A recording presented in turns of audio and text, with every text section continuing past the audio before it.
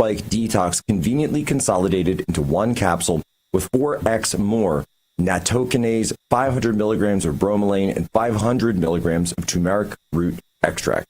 Nattokinase is an enzyme researched for its anti-clotting effects, and it may work to break down spike proteins. Combined with bromelain and curcumin, it provides a potent blend for detoxification and cellular support. Crafted with 100% natural ingredients, Ultimate Spike Detox is backed by research offering effective support to your cells' natural repair and recovery. Experience the only formula approved and used by Dr. Peter McCullough, a top freedom-fighting doctor who risked it all.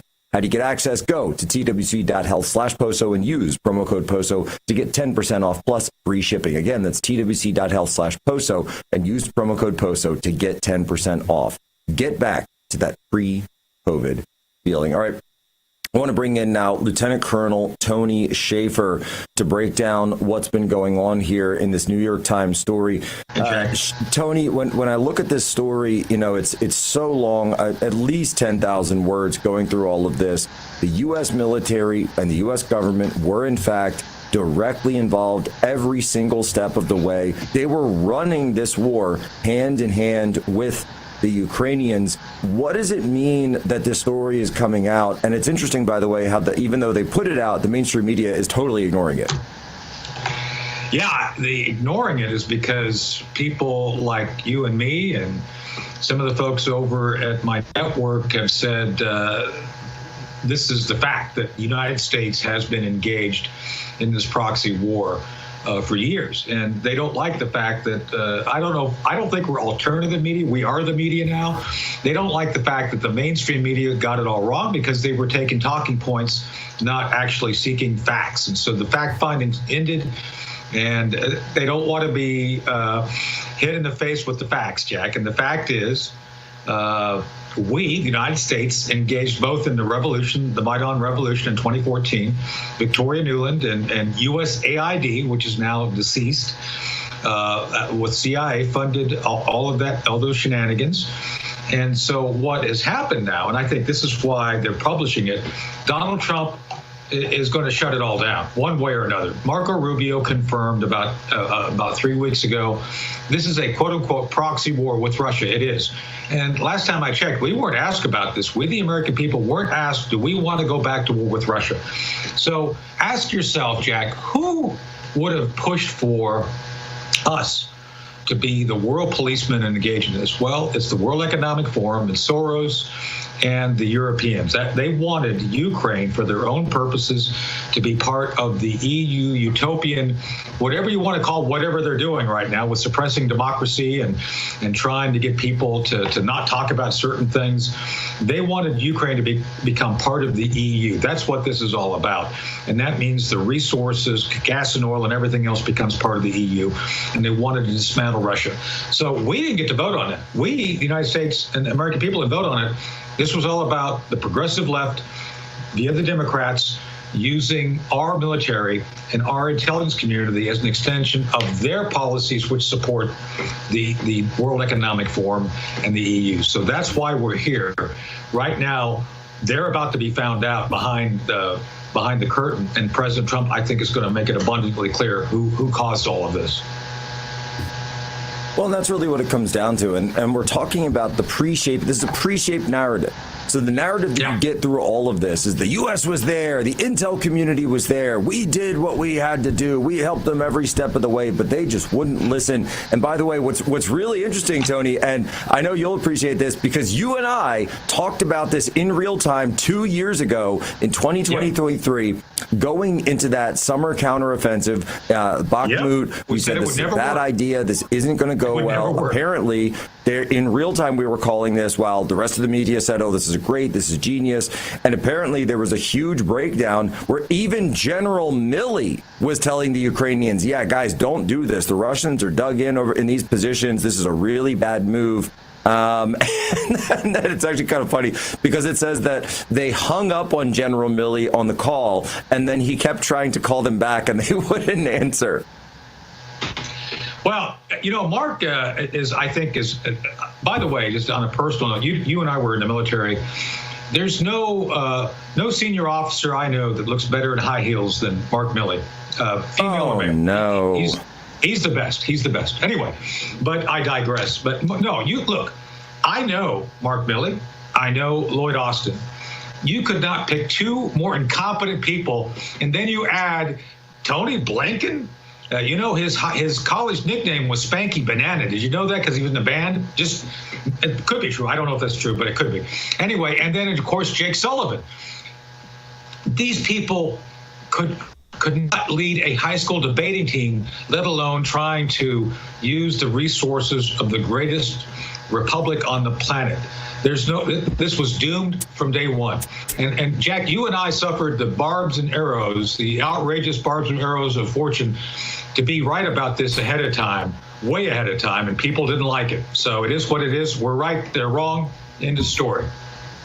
I have a good buddy of mine. He likes to say sometimes that it's better to be right late than wrong early, because when you're right early, everybody comes down at you, comes hard in, and that's what they did. But look, say we got a Cassandra complex or whatever it is. Look, I'm going to call it like it is, and if people want to deny reality, they can try for as much as they can. But reality is reality. And the U.S. has been far more involved in the Ukraine war than anyone has ever let on. Now it's starting to publicly come out. And they are, by the way, they are key targeting and talking about not only, by the way, the attacks in the Black Sea, so the sinking of the Moskva, this huge cruiser, coordinating drone swarms, even the attacks in Russia itself, providing those. I mean, Tony, it's actually kind of a testament to the fact that Russia didn't declare the U.S. to be a party to this war when clearly we were. Yeah, they figured it out. They knew. And I think the restraint of Putin is notable. And by the way, I think Putin's had to fight his own extreme pro-war guys to hold him back. And let me be clear on this. I have said on your show and other networks, Putin's a thug. I have no love for Putin. With that said, he is the leader of Russia, whether you like it or not. And he has been, by all accounts now, especially with the New York Times admitting it, at war with us. The United States has been at war with him, whether we wanted to or not, wanted to admit it or not. And now we're forced to kind of come to terms with that. And that's why President Trump is negotiating directly with the Russians. This is going back to the 80s, back to Gorbachev and Reagan. And it's the way it's going to have to be resolved. And by the way, Zelensky is an actor, a bad one at that. And I think he will not survive this transition from war to peace because he is so adamant. He is such a puppet of the EU, of UK and NATO. He will not. That's why he's so far on their team, trying to essentially do everything he can to stop the peace process from happening. I think we're going to see a framework soon. I don't think Zelensky makes it through to the end. Wow. That's actually big. Huge prediction there from Tony Shaffer. But you know what? He's been right so far, folks. Stay tuned. We'll come right back with more on this, the secret history of the U.S. involvement in the Ukraine war.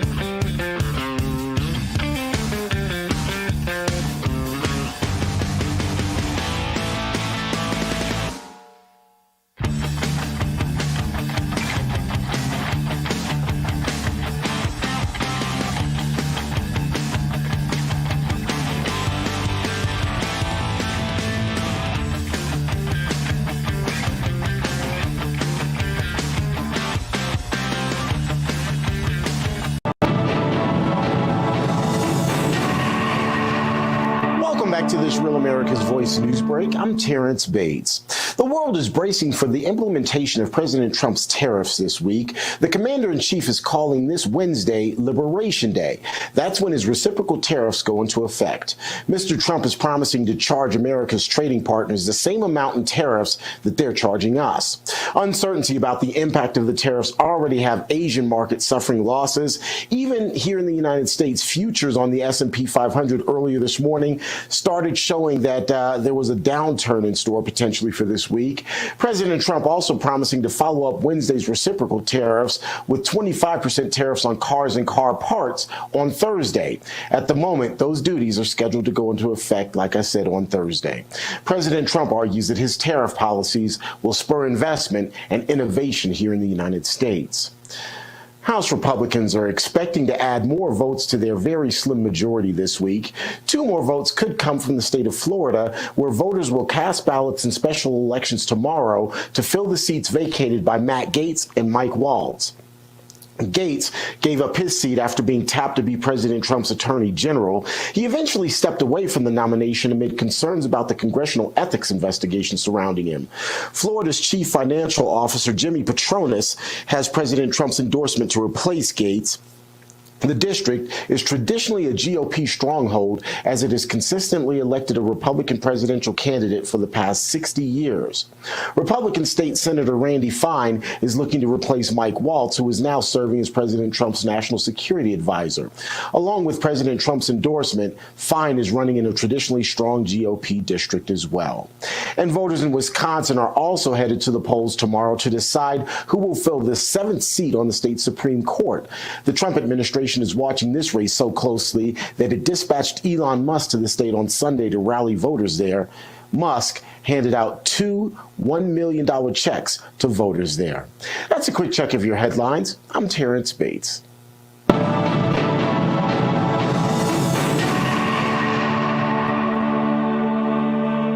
Today, they talk about influencers. These are influencers, and they're friends of mine. Jack Posobiec. Where's Jack? Jack, he's done a great job. All right, Jack Posobiec, we are back. Human Events Daily. Look at those cherry blossoms. Man, that is peak bloom, Washington, D.C. Check it out. We did this weekend, which was a horrible, horrible idea. It's just packed. It was really, really too many people. But you got some nice pictures.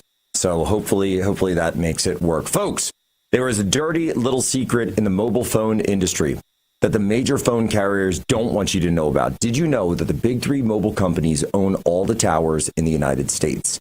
So if that's the case, then what's the difference between the carriers? Well, there's only one which actually lives by the same values as you, and only one which allows you to choose the best network for you. That's Patriot Mobile, America's only Christian conservative wireless provider, and the only one that allows you access to all 3 networks.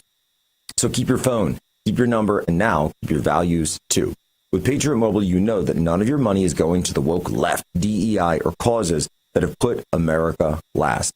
If you're worried about switching, don't. The U.S.-based customer service team makes switching easy, and you'll get the same service without compromising quality or convenience. Just go to patriotmobile.com/POSO or call 972-PATRIOT right now. Get a free month of service with promo code POSO. Don't be fooled by the other mobile providers pretending to share your values. Support one that actively supports the First and Second Amendments, the sanctity of life, our brave veterans, and our first responders. Make the switch today and go to patriotmobile.com/POSO or call 972-PATRIOT. I want to get back here with Tony Shaffer. So, Tony, this thing is winding down. The whole deal is coming down. But is that the reason? We're calling it pre-shaping the narrative. Do you agree with my take there that that's what this New York Times piece, which, okay, again, the sources of this are all intelligence officials, all generals on the U.S. side, some on the Ukraine side as well. And I guess the real question that they're going to be asking is, who lost Ukraine? Well, the Biden administration and the Obama administration. Yeah. It was never going to be one. This was all about creating havoc and chaos, Jack. And these aspirations they had to bring Ukraine into the EU was totally insane. They had set off on a false set of assumptions, command assumptions, which were completely incorrect, not supported by facts.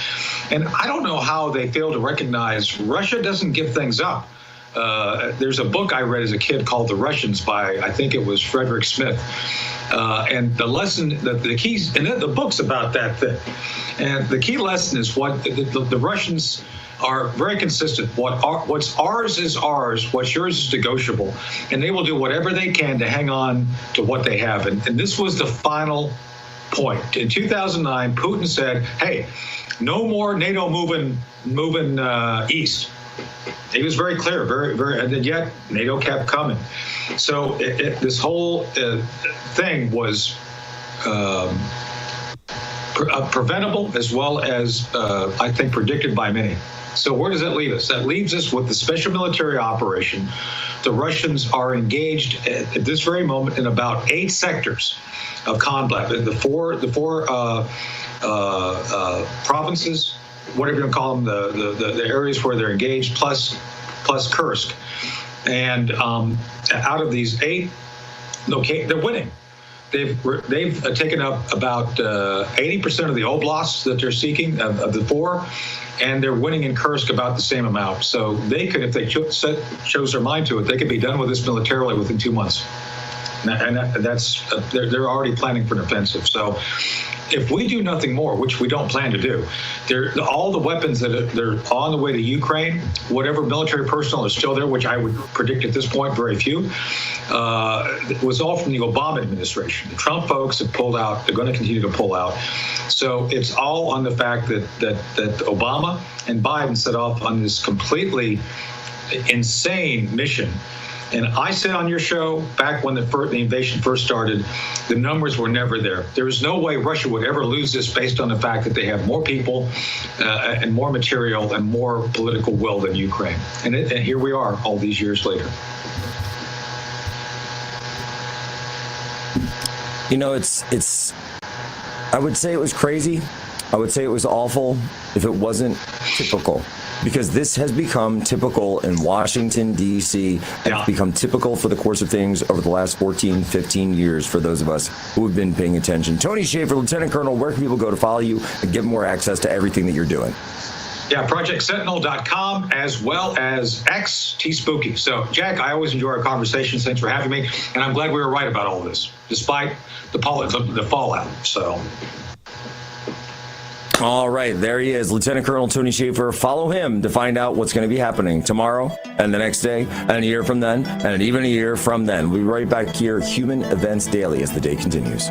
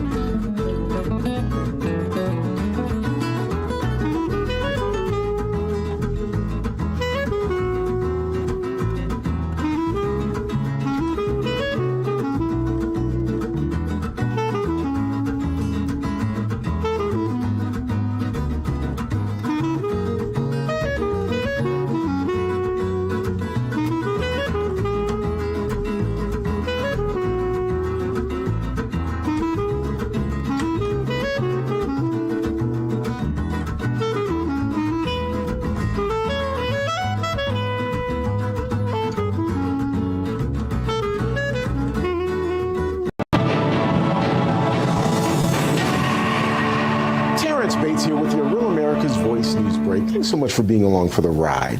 The newly released JFK files will be the topic of conversation tomorrow when famed film director Oliver Stone testifies before members of the House. Republican Florida Congresswoman Anna Paulina Luna, who is the chair of the task force on the declassification of federal secrets, says tomorrow's hearing will focus on the value of the newly declassified documents. She also points to a document from the CIA, which she claims affirms that the agency didn't believe a lone gunman was responsible for President Kennedy's assassination. Kudos to President Trump, also Director Radcliffe and Tulsi Gabbard for pushing for this transparency. It is going to be generational changing that they've done this, and we hope to bring forward legislation to ensure that this never happens again for future generations to come.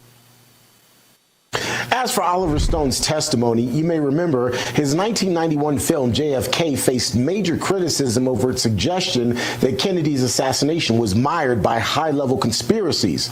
Well, those assertions are finding new life with the release of the current JFK files. President Trump's reciprocal tariffs are set to take effect on Wednesday. Thursday, his 25% tariff on cars and car parts are set to be implemented. But Russia could really face the Trump tariff wrath as the commander-in-chief is threatening a 25 to 50% tariff on all Russian oil imports. The president says the taxes could start within a month if there's no ceasefire in the war between Russia and Ukraine, and if he feels Russia is blocking his efforts to end that war. NBC News is reporting that Mr. Trump said he was, quote, pissed off about the situation. He's also planning to speak with his Russian counterpart, Vladimir Putin, again this week. The search is on for the person who set fire to the New Mexico Republican Party headquarters in Albuquerque. The Bureau of Alcohol, Tobacco, Firearms, and Explosives says investigators found incendiary materials there at the scene. It's one of the latest in a recent rash of arsons at Republican and President Trump-aligned facilities, which of course includes Tesla. Investigators say Sunday's fire in Albuquerque was set early in the morning and no one was there. That's a check of your headline. And Jack, where's Jack? Where's Jack? Where is he? Jack, I want to see you. Great job, Jack. Thank you. What a job you do. You know, we have an incredible thing. We're always talking about the fake news and the bad, but we have guys, and these are the guys who should be getting Pulitzers. All right, Jack Posobiec, we are back live, Human Events Daily here, Washington, D.C. I got a question for you, and this is something that we certainly need to get into in the Poso household. Did you know that Fast Growing Trees is the biggest online nursery in the U.S. with thousands of different plants and over 2 million happy customers? They have all the plants your yard needs, like fruit trees, privacy trees, flowering trees, shrubs, and so much more. Whatever plants you're interested in, Fast Growing Trees has you covered. Find the perfect fit for your climate and space. Fast Growing Trees makes it easy to get your dream yard. Order online and get your plants delivered directly to your door in just a few days without ever leaving home.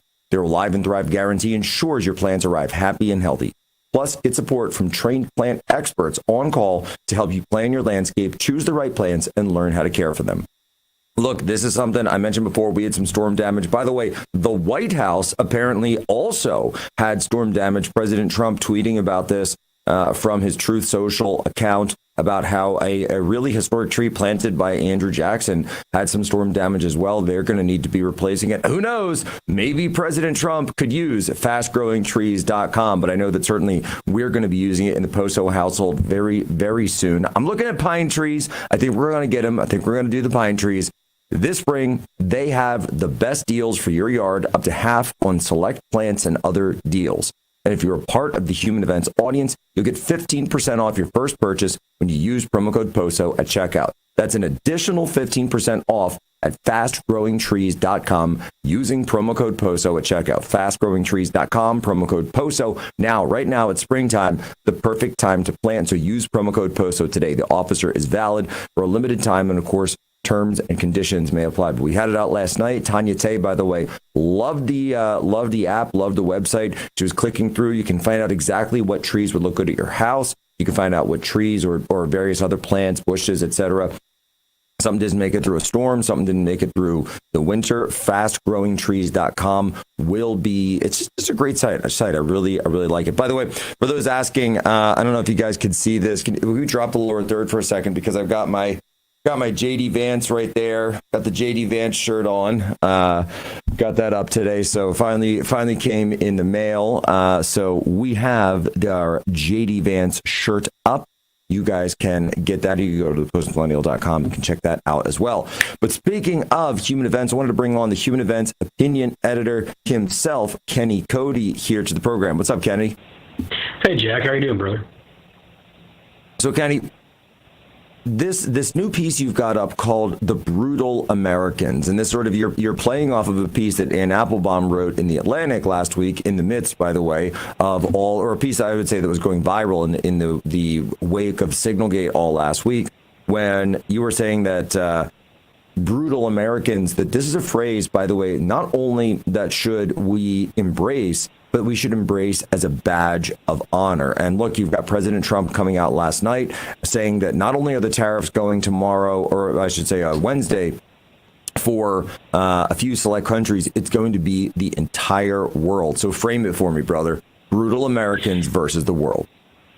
Yeah, I mean, I think that the left, the more they try to make us look evil and the more they try to make us look like we're these uncaring beings, the cooler they make us look. I mean, I think that this attitude is exactly what people in America want the MAGA movement to be. We want to be these fighters, these people that are going against cultural Marxism, progressivism, and are going against this European view of the world. You know, formerly under the Bush administration, under the Obama administration, we were always these neocons, neoliberals that were kowtowing to a global government or kowtowing to a globalist movement. And I think now that we have this America First concentration, we're able to be brutal Americans because we're America first. Europeans should view us as brutal, as tough negotiators, as people who think that we are the intimidators. We are people that, you know, are going to dictate policy. We're not going to be ran over by foreign policy that's going to, you know, go off the backs of American workers and crush on the backs of American workers. We're going to put the American worker first, not corporations that are overseas,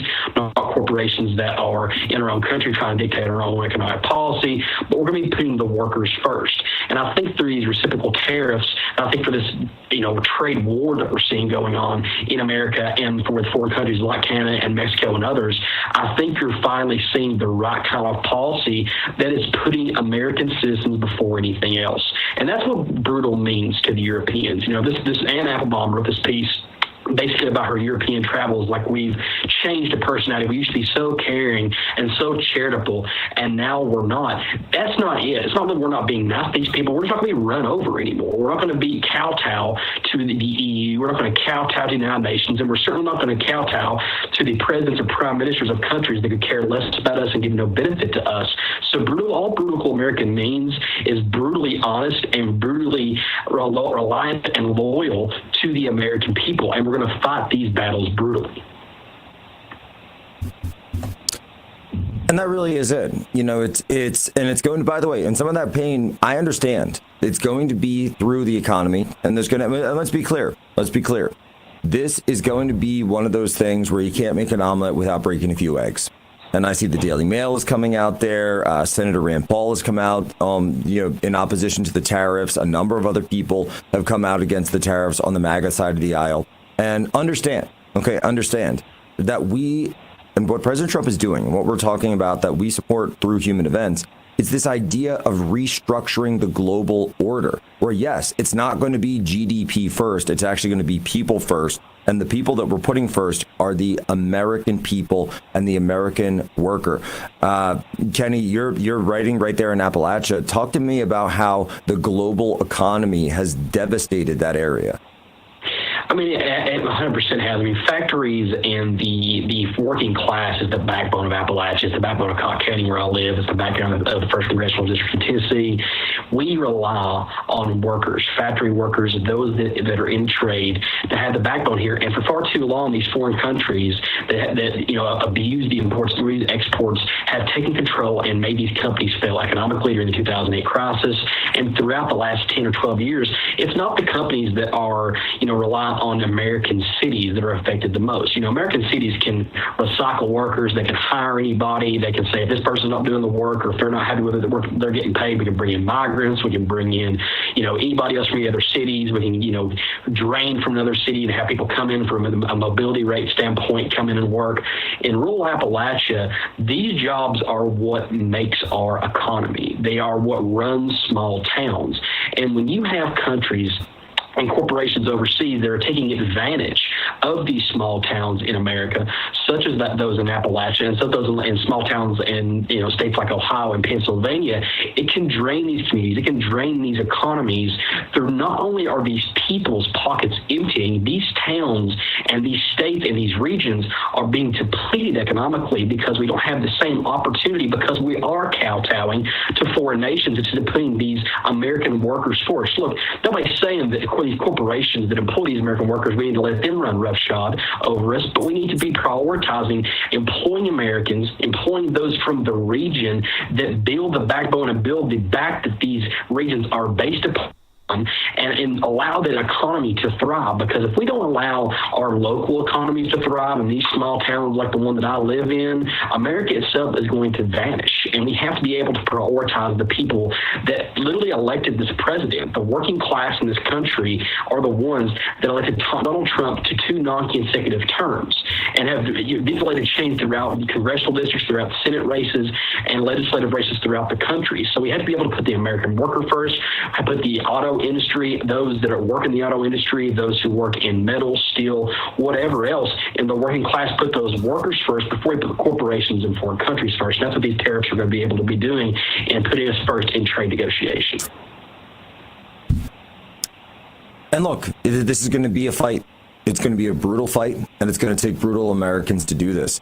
President Trump, he's also talking, people have said, whoa, this means car prices are going up. This means, and by the way, even American cars, because a lot of the auto parts are coming from overseas as well, they're going to get hit by tariffs. So you might see American cars go up. I think 2% was the number that I saw. But President Trump has come out and says, guess what? Your interest rates can be deductible if you buy an American car. I love, by the way, when President Trump also said that it's typically interest rates or something that or deductibles or something that the rich usually has. These write-offs, the idea that you can write off something that's something that, that the average working class person doesn't usually deal with, especially if they're not running their own company or have an S Corp, an LLC or something like that. And look, it's as simple as this. It really is as simple as this. The greatest generation, the silent generation, they didn't have 3 cars in their garage. They had 1 car, and they drove that car their whole lives, and it worked. They got it fixed. They got it repaired. It worked. They didn't upgrade their TV at Costco every year. They had 1 TV or 1 radio and then 1 TV, and it worked. So is there going to be a pain? You bet.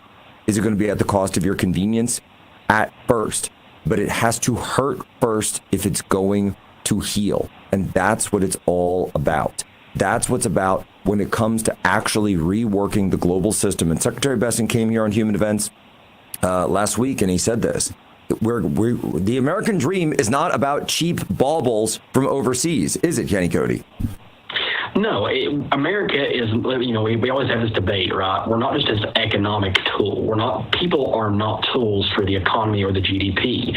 We are prioritizing American families, prioritizing the American working class, and the voters that voted in this change before we're going to be kowtowing to foreign countries, corporations, or anything else. We are not an idea. We are a nation, and we are a people. And those people come first before anything else. And those people mandated this change back in November. So we have to make sure that we are concentrating on prioritizing the right economic policy, the right foreign policy, and the right negotiation tactics to come up with the best result and the best outcome for those workers and their families and their children's futures and their own futures.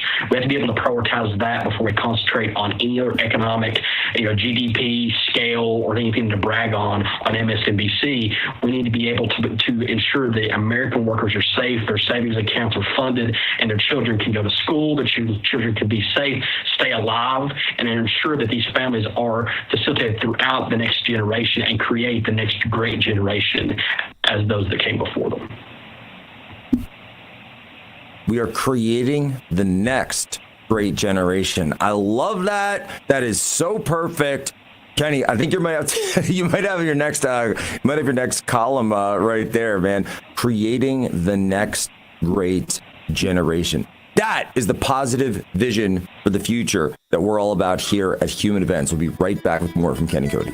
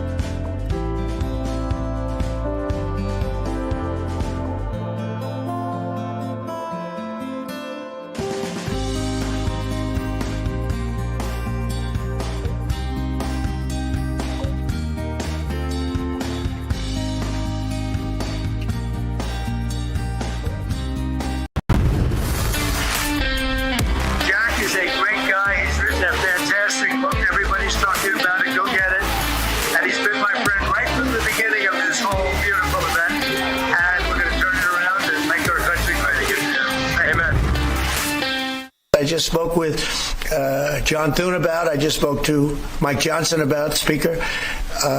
We're going to do something that has never been done in this country before. I'm very proud to say it was my idea. And so sometimes a simple idea, they say, how'd you think of that one? It's so simple, it was never done.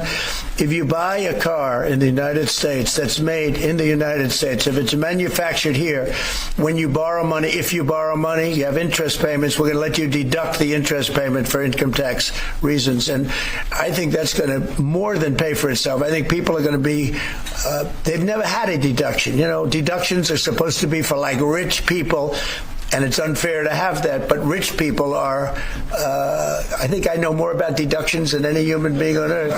But, you know, the truth is that people that are middle income people that buy a car and actually have to borrow money, they're going to now get an interest deduction on their car if it's made in the United States. If it's made someplace else, that won't take place. When I'm working long hours, I'm always listening to Human Events with Jack Posobiec. All right, Jack Posobiec, we're back live here, Human Events Daily. Kenny Cody, we're on. He's the new opinion editor at Human Events. He hails from Appalachia. Kenny, let's talk some more about that. Let's actually tease this out, what you're talking about here. President Trump isn't just remembering the greatest generation. He's creating the next greatest generation, the next great generation. So Gen Z, Gen Alpha, this is what he's offering. He's not sitting there saying, oh, you need to worship the great generation. You need to worship the baby boomers. You need to worship the World War II past, et cetera, et cetera. He's saying, look, we have our past. We honor our past. We honor our heritage. But at the same time, we actually have to deliver for the future. So, hey, how about you? Do you want to be rich? That's what it's all about. It's about restoring American economic prosperity. Of course, that comes through trade. Of course, that comes through immigration. Of course, that comes through ending the foreign wars. How is President Trump going to create, and what is he doing already, to create the next great generation? Well, I think just this priority of the trade and the priority of the American worker. I mean, it's no longer cool to be. I mean, I'm not saying anything negative about these professions, but and to be in law and to be in health or to be in any of those priority fields, even in politics. Like Trump's made it cool to be a working class citizen, a blue collar person. He's made it cool.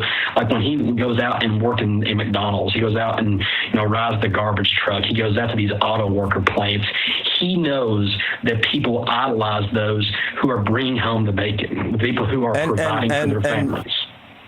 And Kenny, to your point, just this last weekend, we were railing on Snow White all last week. What's the number one movie that beat Snow White at the box office this weekend? It's literally called A Working Man, and it's Jason Statham starring him as a construction worker.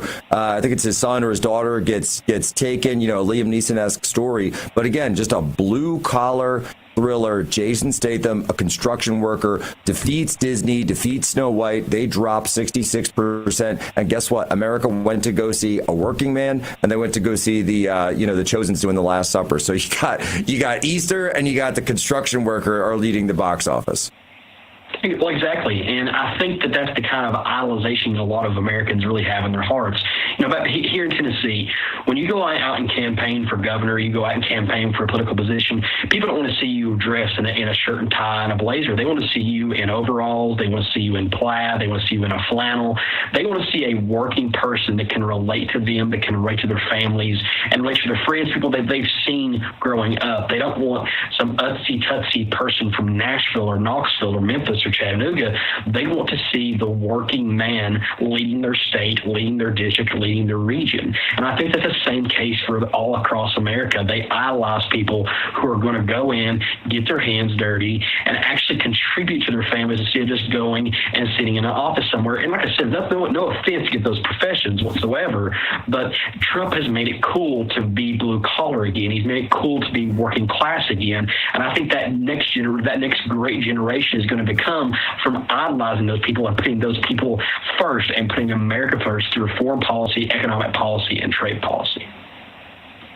And this really does show a reworking of our society. It's reworking it away from these fantasy values, these affluent values, right? These the limousine liberal type values of saying, oh, I care so much about DEI, I care so much about CRT and wokeness and all this. No. People are people. Human nature is immutable.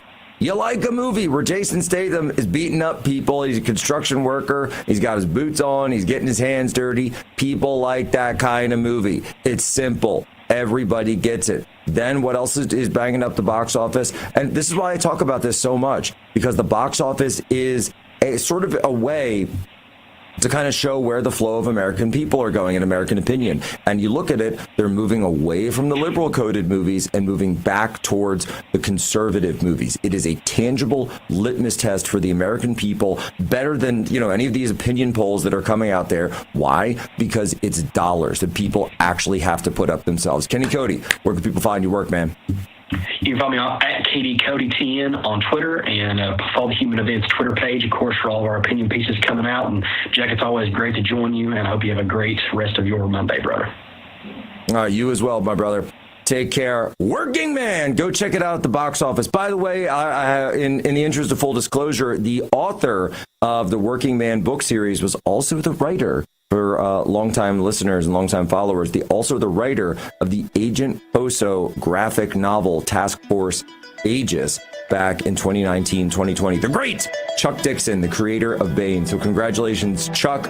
All the best to you. You absolutely deserve it. Ladies and gentlemen, as always, you have my permission to land short.